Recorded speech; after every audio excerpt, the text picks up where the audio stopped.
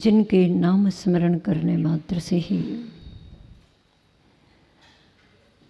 भक्तों के समस्त विघ्न वैसे ही नष्ट हो जाते हैं जैसे कि उत्तम मंत्रों के द्वारा विष नष्ट हो जाता है। जिनके नाम जपने से दुर्निवार शत्रु अपनी शत्रुता को छोड़ करके मित्रता को वैसे ही प्राप्त हो जाते हैं जैसे समूह शरण में पहुँचते ही जन्मजात वैर विरोध वाले जीव विरोध छोड़कर शांत हो जाते हैं। जिनके नाम रूपी औषधि से असाध्य और कठिनतम रोग वैसे ही दूर हो जाते हैं जैसे कि सूर्य की किरणों के द्वारा सघन तिमिर अमावस्या का अंधकार दूर हो जाता है। आचार्य मानतुंग स्वामी जी ने इसी भाव को लेकर भगवान आदिनाथ स्वामी जी की स्तुति करते हुए भक्तामृत स्तोत्र में लिखा है, तत्संस्तवेन भवसंतति सन्निबद्धम पापं क्षणात् क्षयमुपैति शरीर भाजाम आक्रांत लोक मलिनीलमशेष मांशु सूर्यांशु भिन्नमिव शारवर मंधकारम।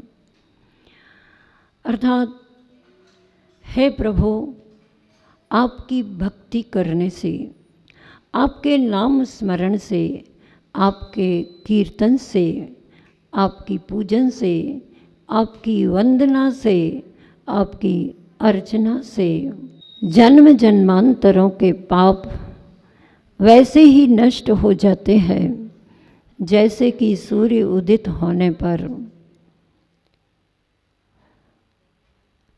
अंधकार नष्ट हो जाता है। प्रसंग जैसा कि कल कहा था, प्रथमानुयोग बोधि समाधि का निधान होता है। महापुरुषों के जीवन के चरित्र का नाम स्मरण करना अपने जीवन को महान बनाने की प्रेरणा देता है। निकट समय में आने वाले रविवार को 23वें तीर्थंकर श्री पार्श्वनाथ भगवान जी का निर्वाण कल्याणक महामहोत्सव मनाया जाएगा। पूरे भारत देश में ही नहीं, विदेशों में भी श्री पार्श्वनाथ भगवान की आराधना करने वाले भक्तजन हैं। सभी उस दिन भगवान पार्श्वनाथ स्वामी जी की आराधना विशेष रूप से करेंगे। भारत देश धर्म प्रधान देश है। यहाँ महापुरुषों का जन्म होता आया है।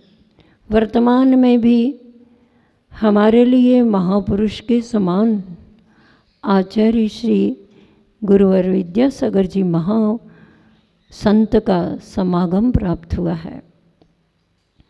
उनके उपदेशों से हमने ये समझा है कि प्रथमानुयोग बोधि और समाधि का निधान है। उन्होंने कहा, अपने जीवन में महापुरुषों के चरित्र का अध्ययन अध्यापन जरूर करना चाहिए, जिससे कि जीवन में जो पाप और पुण्य का फल क्या होता है वो घटनाओं के द्वारा समझ में आता है। और जिन घटनाओं से पाप का अर्जन होता है उनको जानकर हम पाप से और उन घटनाओं को जीवन में घटित करने से दूर हो सकते हैं। और जिन घटनाओं से पुण्य बढ़ता है उन घटनाओं को अपने जीवन में घटित करके पुण्य का सृजन कर सकते हैं। ऐसे ही श्री पार्श्वनाथ भगवान जी का महान व्यक्तित्व है। क्षमा, उत्तम क्षमा की मूर्ति उनका व्यक्तित्व दर्शाता है।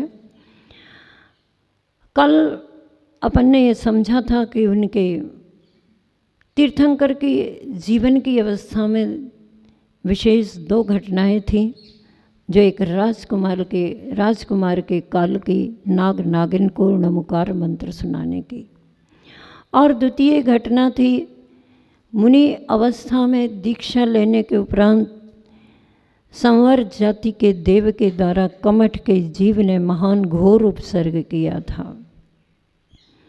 इन दोनों घटनाओं में से आज हम विचार करेंगे कि कमठ के जीव ने आखिर तीर्थंकर बनने के बाद भी पूर्व के अपने भाई मरुभूति के ऊपर क्या तीर्थंकर पार्श्वनाथ के जीवन में भी घोर उपसर्ग क्यों किया।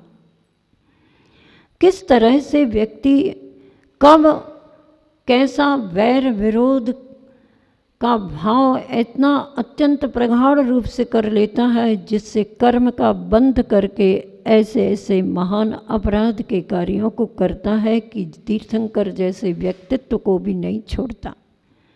जम्बूद्वीप मध्यलोक में असंख्यात द्वीपों में से एक द्वीप है। उस द्वीप में आर्यखंड भरत क्षेत्र में, आर्यखंड में सुरम्य देश में भी पोदनपुर नगरी का राजा अरविंद, वह राजा अत्यंत शास्त्रज्ञ था, नीतिज्ञ था, प्रजापालक था, चतुर था, बुद्धिमान था। प्रजा का संरक्षण और संवर्धन करने में, नीति न्याय करने में निपुण था। विश्वभूति ब्राह्मण उसका मंत्री था। ब्राह्मण के 2 पुत्र थे, कमठ और मरुभूति। दोनों का व्यक्तित्व विष और अमृत तुल्य था। दोनों का व्यक्तित्व पाप और पुण्य से भरा हुआ था। अर्थात ये समझना कि कमठ का व्यक्तित्व विष के समान, पाप के समान था, और मरुभूति का व्यक्तित्व अमृत तुल्य और पुण्यशाली था। अचानक मंत्री विश्वभूति ने एक दिन अपने मस्तक पर काले केशों के बीच एक सफ़ेद केश देख लिया। बालों की उस परिवर्तित अवस्था में एक सफ़ेद केश को देख करके विश्वभूति राजप्रिय राजमंत्री का जीवन ही परिवर्तित हो गया। वह संवेग भाव से युक्त हो गया और उसने विचार किया कि गृहस्थ अवस्था में मनुष्य को तभी तक रहना चाहिए जब तक कि वृद्धावस्था ना आ जाए, और वृद्धावस्था आने पर तो धर्म ध्यान कर लेना चाहिए।